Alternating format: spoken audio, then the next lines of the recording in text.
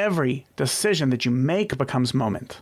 Everything that is happening in the world around you becomes moment. And then it is your job as a photographer to whittle down exactly the story that you want to tell. And then you capture it. That is moment. Hey, welcome to the Beginner Photography Podcast, brought to you by CloudSpot, the all-in-one solution for photographers like yourself to deliver and sell photos online.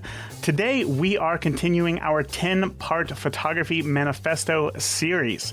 If you have not heard the Photography Manifesto overview episode, be sure to check out episode 334. I created this Photography Manifesto because I'm kind of fed up with what we are being told by YouTubers and these so-called experts who have been shooting for just a year or two. Things like using a CD or a DVD to create a lens flare.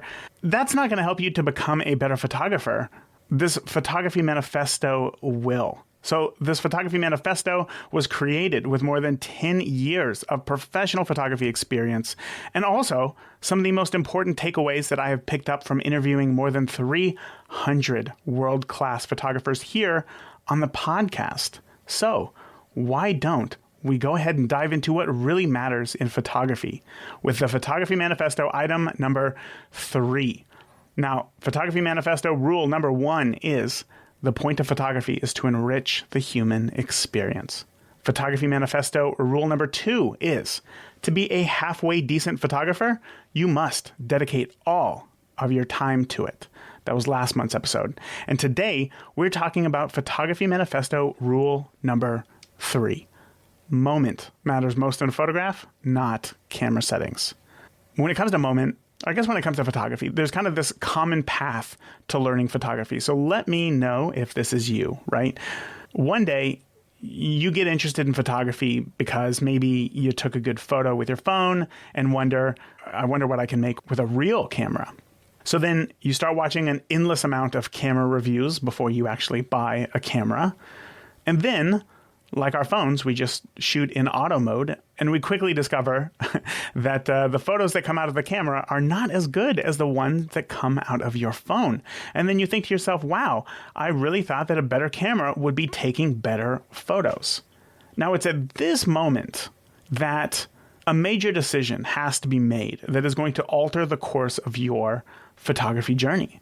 You either, 1, decide that photography isn't for you, so you leave all the camera gear that you endlessly researched and purchased in the perfectly padded camera bag in the closet to never be seen or spoken about again until a number of years later, where you find it when you're looking for stuff to sell at a garage sale or something. Or you, 2, because you know that you have a problem, you're just unaware of what that problem is, you then ask the question of how come professional photographers can take great photos and I'm not? And that leads you to learn more about manual mode and taking control of your camera settings. And then you're off to the races, right? Once you learn how to control your settings to take a photo, man, it seems like the world is your oyster, right? But that is where most asked question I seem to see in photography groups come from, which is, what setting did you use for the shot, right? Somebody shares a photo, you like the photo, so that's what you ask. What settings did you use for the shot? Because when you're trying to learn about photography, every conversation revolves around either gear or settings. And that leads us to believe that, well, the most important factor to capturing a great photo is either the gear that you use or the settings that you use to capture the photo. But they are not. In fact, if you are still learning camera settings, you're not yet learning photography. You are only learning how to use the tool that you will use for photography. That was an extremely hard sentence. You are only learning how to use the tool that you will then use for photography. Yeah, there you go. Now, I have a little story to share with you. When I was in 6th grade, I took a home ec, which oddly enough was really just focused on like how to cook stuff. Ton of fun.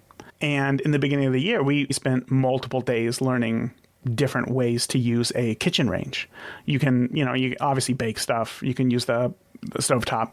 But within baking, there is other questions that you need to ask. How would a different temperature affect your dish? When should you use a convection heating versus conventional heating? How can you prep your oven so that your lasagna dish doesn't bubble over, spilling sauce all over the heating elements? Why is it important to preheat the oven before putting anything in it? All of these things, right? All the stuff that we learned about the oven was pretty much just reading material without even touching the oven at that point. Would you consider that cooking, or would you consider that just learning how to use the tool that we are going to cook with? We're just learning the tool. Now, many listeners who have, been subscribers of the show for a long time send me emails saying things like, I know that this is the Beginner Photography Podcast, but I don't know what's next. I don't know what to focus on after having learned camera settings. So if that is still you, if you are still learning your camera settings, keep listening, because this is a view of what is to come, what to focus on after you are comfortable with your camera settings. But if that is you, you think to yourself, I know how to take a photo in pretty much any situation. I could show up and get a decent exposure, whether it's super bright or super dark, just using my manual camera settings. But I'm still taking photos I'm not happy with. This episode is going to hopefully be a game changer for you and unlock exactly what it is that you need to start taking better photos. So the answer is moment. If you want to take better photos, the answer is moment. Moment. I talk about this all the time. Moment matters most. The rule is moment matters most, not camera settings. So if moment matters most, we then first need to define moment. And this is very important, because I asked you in the Beginner Photography Podcast Facebook group, what is moment to you? And oftentimes it brings back a memory, or it's the action of something that happens. But moment is so much more than action. So much more. We think of moment as something that happens.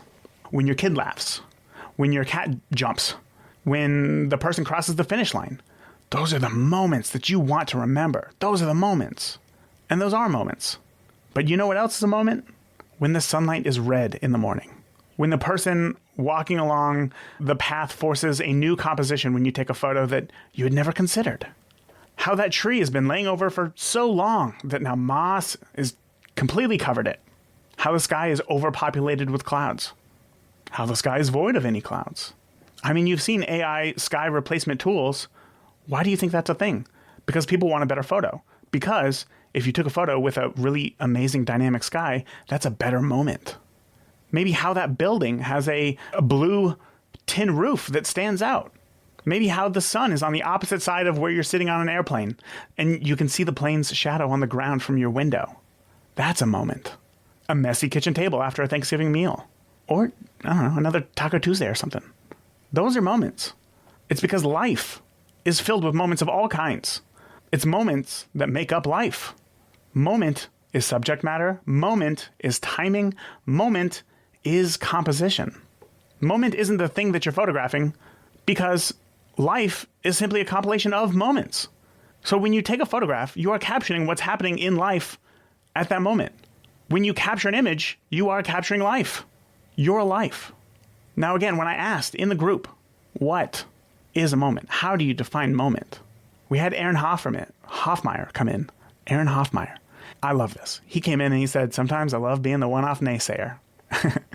And I live for a well-thought-out argument. And what he had said was, when it comes to moment, no one views a photograph of a bird on a branch and reminisces about October 12th, 1993. Oh, it was a cool, crisp day where nothing really happened, except I stepped out onto the deck and I took this picture of a bird. Not every photo needs moment. He says if you're trying to save a moment in time, like a wedding, a birth, a graduation, during a life, then this is true. But things like landscape, things like food, wildlife, sunrise, neon sign, a train, a car, none of these impose moment or memory of a moment. And I think that that's where I was caught up for a long time, is that I just assumed moment was like the decisive moment, which Henry Cartier-Bresson talks about. That was his thing, right? The decisive moment. When the thing happens. When somebody jumps over a puddle. When a cat goes to, scratch on a window. The decisive moment of a photo. Because otherwise, the photo is just, it's just whatever. It's just things happening, right? But even And I guess, let me take a step back. When we look at life as that, right, moment, we're looking at life as an action. It's when the action happens in a photograph. And I don't think that that's true. I don't think that that's necessarily true, or that that's 100% the case. Because I believe that you can have a great moment taking a photo of a landscape. As I said, when the sky is red, or when it's overpopulated with clouds. You had to wait for that moment. When photographing food, is it steaming? Is it not steaming? Where's the light coming from? You had to place it there. It's not necessarily that the food is doing something, but you took the moment. You created the moment. The moment is your composition. It is photographing that moment in time, purely time-based. So where your camera is relative to the subject, what lens you use, you're waiting for a better moment. You're making decisions to create a better moment. It doesn't necessarily have to be action. Everything is moment. It's not just for portraits. Again, if you close your eyes and think of a landscape image, moment went into that photo. Everything from time of day that the photo was taken for the best light, to the time of year to ensure that the water was flowing down the stream and that flowers were in bloom, because that photo would be very different if it was covered in snow than if it was a spring field full of flowers. You're in the same location, even if it's the same time of day, same, sky. The only thing that is different is the moment. You waited for a specific moment to capture the image that you had in your head. Now, when we look at moment as our life, well, suddenly the weight behind camera settings is really nothing. It is the dust in the wind. It is the material that your car's steering wheel is made out of. You ever think about that? You ever go to a dealership, when you buy a car and say, oh, yeah, this is a nice car, but what is the steering wheel made out of? No, you don't. But is the steering wheel important when you're driving? You bet, because if it fell off while you were driving, you would immediately start screaming in panic because it is that important. Even though you didn't ask the dealer, oh, is this steering wheel, is it plastic? Is it leather wrapped? You don't care because it's just a steering wheel. It's just what you use to direct the car in the direction that you want to go, and you don't think twice about it. And in photography, if you miss the moment, even if your settings are perfect, your photo's junk. While driving, if you miss your turn, even if your engine's running perfect, your car is now junk. Now, I don't want you to confuse what I'm saying here to assume that I'm saying that settings are not important, because they are. Settings truly are the foundation to a great photo and can be used to take your story deeper. A house has a foundation.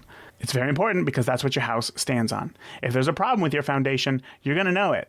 And that's a pretty important thing. But how many times in an average day do you think about, I wonder how my foundation is doing? Is this a good foundation? You're probably not. But how many times do you think to yourself, when you come home, oh, I need to mow the lawn, or oh, I wonder what this house would look like if it was painted blue, or these things that are more forward facing that give your house an appeal. It's what people look at all the time. Oh, I should probably bring in my trash cans. They've been out for a week and there's trash everywhere because it's been windy. You don't want that. You want your house to look good. You don't really care about the foundation all the time until something's wrong with it. Same with camera settings. You don't really care about it. Once you know them, you don't really care about them until you screwed up and you use really bad settings. So once you know your settings, the way that you go deeper in a photograph is moment.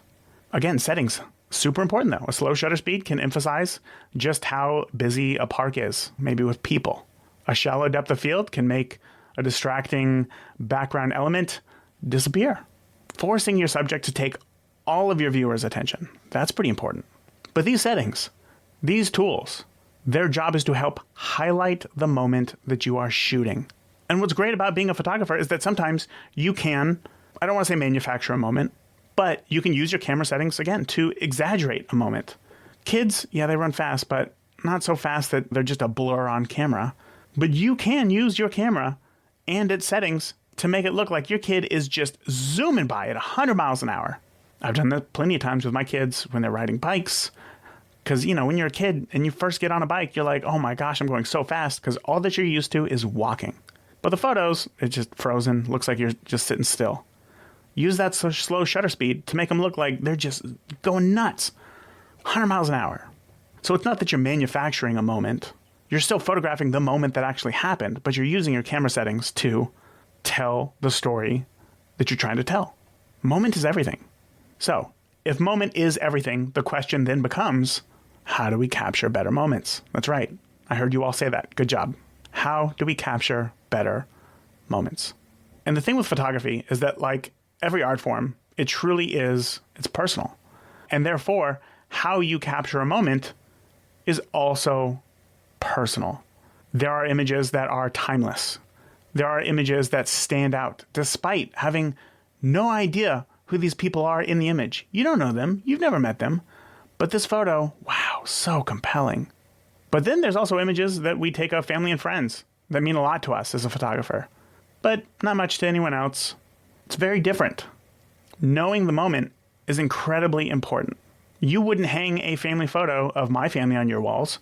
You don't know the family, you didn't take the photo. But also, honestly, I wouldn't hang a photo of a bride hugging her mom on my walls, even though I took the photo, because it's not that important to me. But to the bride, to the mom, oh my gosh, you better believe that that's being hung on the window, or the wall rather, because that is an important moment. So that is why I can't just tell you, look for the decisive moment, because it goes so much deeper than just the decisive moment. As important, and I guess it's just important, as important as the decisive moment is, it is a bit of a teaching tool. You use it to see things differently, to be able to anticipate. But the decisive moment isn't always the most important moment for somebody. So to capture better moments, guess what? We got to put in the work. We have to ask ourselves, who is this photo for? Is this a personal photo for yourself? Or is this a photo that you have every intention of creating for the person in front of the camera? Is this a photo that you are hoping that you are selling to a client? Is this a photo that you hope blows up on the internet? Who is this photo for? You have to know that. And sure, sometimes you take a photo for yourself that other people love. Great. Sometimes you take a photo for the person in front of your camera that you love, and maybe you want to use it in your portfolio. Great. I'm not saying that if you choose, this is a personal photo for myself, that nobody else can see it, or nobody else is allowed to see it, and that it's a secret. But if you have a photo that is personal to yourself, you can then make more decisions or better decisions while you are shooting to make it a better photo for yourself. Maybe you like certain compositions, but clients really don't. You're probably going to choose the composition that you love and not the other person. But if it turns out good and other people like it, well then cool. But know who your photo is for. I wouldn't do some wild, crazy, experimental photos at a wedding because, well, the photos are for the couple. But when I shoot my own personal stuff, I'm going to try all sorts of things because I know who the photo is for. Now, once you know who the photo is for, you then need to know your subject. When it comes to knowing your subject, it doesn't matter if your subject is a portrait client, it doesn't matter if you're your kid or a dog at the park, or if your subject is light hitting a row of trees. You have to know it. You don't have to be best friends with it. You don't have to be intimate with it. That'd be weird with light, but whatever. I'm sure maybe that's a thing. No judgment. But you don't have to know it better than anybody else is what I'm saying. You don't have to have an understanding of your subject that is better than anybody else. But you do have to have a basic understanding. You have to have a basic relationship of your subject or with your subject. You have to have had meetings with this client, talked on the phone or just through email so that when you show up, you know what it is that they like. You know what it is that they like about the photos that you've posted. You know what it is that they're looking for. You know what time of day they think looks good or what time of year. So having information about that person or subject is going to allow you to make better decisions when shooting. When it comes to light, you have to know that row of trees is going to look a certain way because maybe it's this time of year, spring, where the trees are still kind of a little bit brown, but when the sun hits it in the morning, it just looks like fire. But later in the year, when the leaves are green, it doesn't look as fiery. So having some sort of knowledge about your subject or relationship with your subject is incredibly important. So who's the photo for? And then know your subject. All right, so the first thing that you need to do is have an idea that you want and pre-visualize it before shooting. If you want to capture a moment, you have to pre-visualize. And this is hard because you don't always know exactly what's going to happen. But there are so many elements to a photo that you can control that there's an element of surprise that happens. So maybe when you go out, you're trying to practice a specific composition. Maybe when you go out, you're trying to work with a certain color. Maybe you're trying to use a specific lens.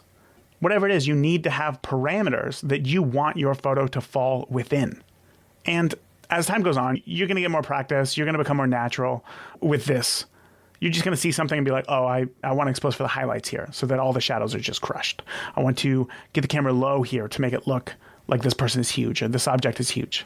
I want to slow shutter speed here because, again, I want to exaggerate that motion. I want to use a super long lens here. Whatever it is. But you don't have to go into it with a concrete plan of, I will only shoot in XYZ way, because then you're just painting yourself into a box. But having an idea of what you want and pre-visualize it before you shoot it, again, is going to give you better opportunity to capture moments. So second, you need to observe. So first was prepare, have an idea of what you want and pre-visualize it. Second is to observe. Now, earlier I said that moment really isn't just action. It's not just your kid laughing. It's not just your cat jumping. It's not the runner crossing the finish line. But no one takes a photo expecting nothing and then something amazing happens, except maybe like lightning. I don't know, something like that. But as a photographer, you always have some sort of idea of what you want. And the more that you know exactly what you want, the better of a photo that you're going to be able to take, right? So while moment isn't necessarily action, there is an element of timing, because moment is time. So when you combine timing with pre-visualization from step one, you get anticipation. And anticipation is what is about to happen in front of your camera, and then you just simply get ready to capture it. You could see a puddle and think, oh man, I really want to capture a reflection in this puddle. You look around, oh, car's coming. You get your camera low, you slow down your shutter speed to increase that motion again. I'm using that example a lot today. And then when the car comes by, you just capture the moment with your artistic voice in an image. You pre-visualize the shot, you observed what was going on around you, and then you just waited. You observed until the moment came. Now in this case, again, it is action. But looking at the elements around you, that photo would not be the same if there wasn't a puddle. So that's why you have to observe. Look at the things around you. There was a photo that I took of my son, and I've shared this many times. Maybe you've seen it. It was shortly, probably April or so of 2020, so he wasn't in school. And we had just taken the training wheels off of his bike, and we live in a neighborhood, so long rows of streets, houses, left and right. So I stood in the middle of the street, and I want you to, unless you're driving, close your eyes and visualize this. I'm standing in the middle of the street. So the leading lines of the road go towards the middle of the frame. The houses on either side of me, left and right, go towards the middle of the frame as they go further away. And my son was riding his bike, so I had him ride his bike across the street from left to right. And as he was right halfway point across the street, I took the photo. I saw the leading lines and I thought, this is an interesting composition. It would be cool if my son was right in the middle of the frame, because now all of the lines lead to him while he's riding his bike. So I pre-visualized it. I prepared. I observed what was going on around me. He was riding his bike, and this was a cool composition. And that led me to the last part. Be patient. I got in the middle of the street. I didn't want to tell him exactly what to do, because then he would either be too far or too close or too slow or too fast or all these things. I just wanted it to happen naturally. So I saw that he was just riding around. I got into the middle of the street. I found the composition that I liked, and then I waited, knowing that he would more than likely cross the street. And when he did, I took a photo. And that was it, As parents, kids love to go to the park and play. So try to capture photos that are not just them running around like crazy. One thing that I try to do, again, find that composition or that background that you think is going to make a cool photo, and then just wait. Camera settings locked in so that you can capture that image that you pre-visualized. And then just wait until they enter the frame, either running or just exploring or, I don't know, trying to get in front of the lens, trying to give a big old cheesy face before taking the photo. Sometimes I wait, they go off to the other side of the park. I got to walk away. Sometimes I wait and it pays off. So step one, if you want to capture better moments, is prepare. Step two to capturing better moments is to observe. And step three to capturing better moments is to be patient. Now, as I mentioned several times, I asked you, the beautiful people of the Beginner Photography podcast community, what does moment mean to you? Casey said it's all about energy. When energy passes between lovers' eyes, or when a duck bursts into flight, it's when the energy potential explodes into our reality. Holy cow. First of all, let me just say that the first time I read that, I swore that it said when ducks burst into a fight, and that was a way funnier thought. But burst into flight also works. That's also a solid moment. Daniel said, to me, it is an occurrence that can take me back or bring back memories. Doesn't matter how small or how big it is. When you see that shot of a moment years down the road, you get to relive that moment in your head. Amy said, light is time, man. Every photo is a length of time of light captured and made still. Yes. Yes, when you look at moment as time-based, not action-based, everything becomes moment. Every decision that you make becomes moment. Everything that is happening in the world around you becomes moment. And then it is your job as a photographer to whittle down exactly the story that you want to tell. And then you capture it. That is moment. Let's go back to that food example, right? Light is time. When you wait right there for that shot, you're not waiting for the burger to go into a song and a dance, but you are making a decision to frame out a chair or make sure that the light is closer. You're making a decision to take a photo during a better moment. Moment is time. Moment matters most. Time matters most. Kim said, my goal in photography is to capture the moments that mean the most to my clients. Maybe a headshot doesn't feel like a moment to me, but it might be a huge moment for a new lawyer who is starting with his first firm. That's a great point. That goes back to knowing who your photo is for. You don't always necessarily have to find the best moment for you, but maybe if you're photographing clients, find the best moment for them. Yeah, no, that's a great example, right? Knowing who your client is, or knowing who the photograph is for, it's for a client. Knowing your subject, they're a new lawyer who is starting at their first firm. And then you create your shot. You find the right moment. And then lastly, past guest Joseph Coltice said, when the check clears. I get that. I totally get that. There's nothing better than that feeling of, you know, as a professional photographer, to have a conversation with somebody, really enjoy who it is and what they want, and then send them your price, and then they're like, let's go. And then they send you a check, and then it goes into your bank account. That is a great feeling, because you know that you're going to be able to create something amazing for them, and amazing for yourself, hopefully too. You know if you like a moment or not. You look at a photo, you know. You as the photographer, you are in control of the moment captured. Maybe not everything that happens, but you're in control of the moment that you capture. Moment is something that you will refine forever because moment is hard. You want that sunrise image? You got to set your alarm. You got to get up early. You got to make sure you charge your batteries the night before. You got to get in your car. You got to find a spot. You got to try to find an interesting composition. Hope that there's some deer in that field that you're shooting.